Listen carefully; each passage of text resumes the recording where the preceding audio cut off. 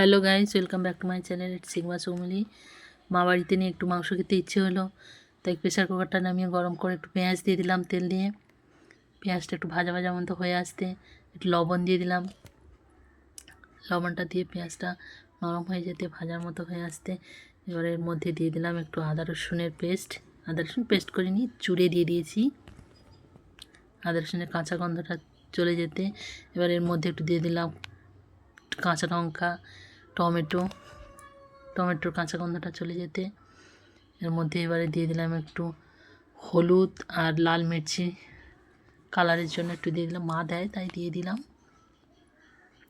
এবারে দেখুন বন্ধুরা, এটা কী সুন্দর তেল ছেড়ে যাচ্ছে মশলা থেকে। মা তো এভাবেই করে। তারপর ধোয়া মাংসটাকে দিয়ে দিলাম। এই মাংসটাকে একটু কষতে শুরু করে দিলাম, মা যেভাবে করে সেইভাবে কষতে কষতে কষতে কষতে একটা সময় দেখুন সমস্ত কষা হয়ে গেল। আর কষা হয়ে যাচ্ছে। এরপরে একটু নুন দিয়ে দিলাম, নুনের কথা ভুলে গেছিলাম তাই নুন দিয়ে দিলাম। চেখে দেখলাম নুন হয়নি তাই নুন দিয়ে দিলাম। তারপরে আলু কাটা ছিল, আলু দিয়ে দিলাম।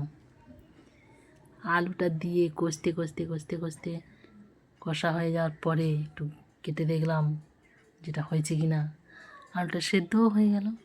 এটা সেদ্ধ হয়ে যাওয়ার পর আর একটু চাখার পালা চেখে দেখছি কেমন হয়েছে। দারুণ! তারপর তো নামিয়ে নিয়ে ভাত দিয়ে মেখে লেবু দিয়ে দারুণ খেলাম।